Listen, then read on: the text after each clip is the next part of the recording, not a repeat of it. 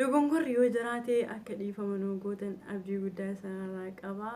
Akkasii dogongorri dhabamu gaafii waa'ee sirba sana irratti namni gaafii nu ergu ture. Gaafii namoonni achi jalattis kaastan jira.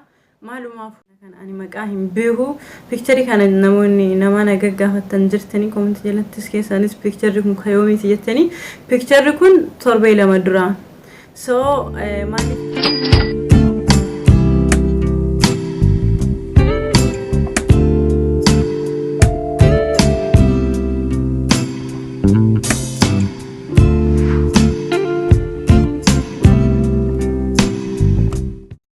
السلام عليكم ورحمة الله وبركاته. عاشا ما هاركا فودي هوردفتو تا آمنتي كريستانا واقفتا كان تاتن الوان رمو سانيكي كان تاتا بقولو ما قالت عاشا ما هاركا فودين كن هوردفتو تا آمنتي برائلة التي داوتا تدارا انترتيمنتي جرى جرتو نجينيكي يلاجيني بقارن كتابه كلاسي كي سنة نبي بكدرتن إسنا كاكو هوردفتو تدارا انترتيمنتي تربي كان guyyaa kudhan akkana gahaa jiranitti fakkaate sagantaalee hawaasa irraan hojjannu isin jala akka addaan ture nu eeggachaa turtan wantoota nuti hojjannu akka isin irraa ture nan beeka. Maalumaafuu akka nuuf kulchitan abdii isin irraa qaba. Sababbiin isaa biizii waan taaneef isin jala addaan ture sagantaalee anas irraa hojjedhu. Guyyaa har'aa maaltu na fide isi yaadeetti beeqa nagaa isin gaafachuuf dhufe. Kan biraa immoo wanta tokko lama akkas wanta ta'e wajjin haasofna. Namoonni YouTube channel kanaaf haarawaa taatan nuti dabalamaa family YouTube kanaa ta'a. Kan dura family kiyya taatan hedduu isin jaalladha, hedduu isin kabajaa, galatoomaa isinin jedha. Kan family hin taane ala teessanii hin qorratina. Nuti dabalamaa family ho'aaf qoraanis family YouTube keenya nuuf ta'a.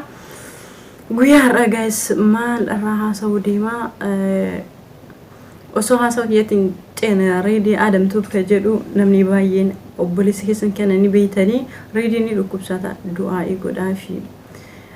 amma duras akka dhukkubsatu ture namni baay'een beeka ammas deebi'ee isin jala dhukkubsata innis isin qabaa isinis isa qabdanii obboleessa keessaniif du'aa'ii godhaa. Kan itti aanu baga gammaddan baga gammanne maalinni wanti nama gammachiisu yoo jettan gaazexeessaa isin akkaan jaallatan gaazexeessaa Guyyoo Waariyoom dhufee jira ammas gara OMN titti deebi'ee jira qabsaayaa sabaa namni hedduun oduu inni dubbisu haala inni oduu itti dubbisu san hedduu jaallata akkasuma gaazexeessitu caaltuu fi gaazexeessaa barraa gaazexeessitoonni sadii dhufnee jirra isiniin jedhanii jiranii kun immoo waan hedduu nama gammachiisu keessattuu Guyyoon uummanni baay'ee waan jaallatuu fi hedduun keessan akka gammaddan hin beeka anis gammadee jira dhugaa hanga hacaaluun oduu gammachuu anaaf tana isinis akka gammadda abdiin qaba gammadanii jirtan yaada biraa pictureota fuula Facebook kiyyaatiin maxxansee picture afaan Oromoo fi Shamsuddin Taha akkasuma obboleessa keessan kana kan ani maqaa hin beeku picture kana namoonni nama nagaggaafattan jirtanii koomenti jalattis keessanis picture kun kayoomiiti jettanii picture kun torbee lama dura. So maaliif kana kamaxxanse beetu hayyoota keessan kan mana hidhaa keessa jiru maal keessa akka jiru akka argitanii fi kan biraa immoo akka hin daganne dhimma kanarratti focus goonee akka hojjennuuf leencota mana hidhaa keessatti dhiisnee waan biraa guyyaa takka yoo rakkoo wayii uumame jennee yookiin yoo kaabinee oduu takka ajandaa nu gadi kennite waan sana qofa irraa iyyinee akka dhaabbannu osoo hin taane hoggayyuu dhimma isaanii irratti xiyyeeffannaadhaan akka hojjennuuf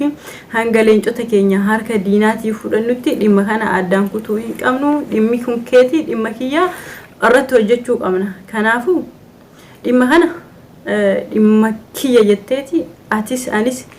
gahee mataa kiitti bahi anis gahee mataa kiyyaa baha guyyaa tokko lama dubbannee addaan kutuun homaan hin fayyadu hoggayyuu irraa hojjechuu fi dhimma kana focus goonee haga leencota keenya mana hidhaati baafannu irraa dubbachuu qabna waan ta'eef isin yaadachiisuu fi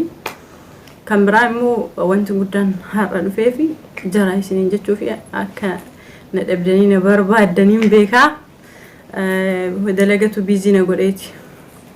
Demmoo haga viidiyoo jechuun isin furdaddemoo akkam bakka teessumni kaameraa kiyyaa waan na teessiqee jiruuf furdoo ta'ee of mul'ataa jira yoo furdaddemoo hin beeku kaameraa osoo hin ilaalin torbee gahaa jiraanatti fakkaate huccuun narra taa'uu didee dhibbana asii achi na harkisiise furradhee dhufeetti fakkaate maalumaaf viidiyoo istoorii Zara Entertainment irra jiru kana akka namoonni tokko aartan beekaa dhiifama dogongorri yoo jiraate akka dhiifama nuu gootan abdii guddaa sanarraa qaba akkasi dogongorri dhabamu gaafii waa'ee sirba sana irratti namni gaafii nu ergu ture gaafii namoonni nu achi jalattis kaastan jira maalumaaf dogongora jiru hinsirraa daawwattoota Zara Entertainment ce'umsa rooba jirana bira ce'umsa ceenu fi wanta kamuu keessatti an ajaja keessan fudhachuun dirqama waan isin feetaniif waan isin hin feene hojjechuun nan barbaachisu waan isin mormita wayyoo jiraate wanti kun sirrii miti jedhee namni naafoo dhaabbatu wanta sana immoo annan dhiisaa isiniin jechuu barbaada hin sirreessa dogongora jiruuf dhiifamaa hin sirraawaa hanga sagantaa biraatiin walitti deebinuuf turtiin keessan Zara Entertainment wajjin haa ta'u sagantaalee obboleewwan kokaasarratti harmaatanii wajjin hojjetanii jiran eessa akka badanii hin beeku jaras barbaade isinii fida dhugaa dubbachuuf dastuun hoggayyuu akka sagantaa hojjettu gaafiina dhiyeessuu turte anatu harka laaffisee haa ummanni kun nu yaaduu dhaqabanii gaafa isaan nu yaadeen deebina jedhee harka laaffisee ana waan ta'eef amma qabee isaanis isinii fida jabaadha bakka jirtanitti wal jabeessa dhimma hayyoota keessanis du'aa gochuu hin dagatinaa bara bilisummaa isaa yaa ta'u haasawaa dheeressuu hin danda'u roobaa jira yeroo gaarii qabaadha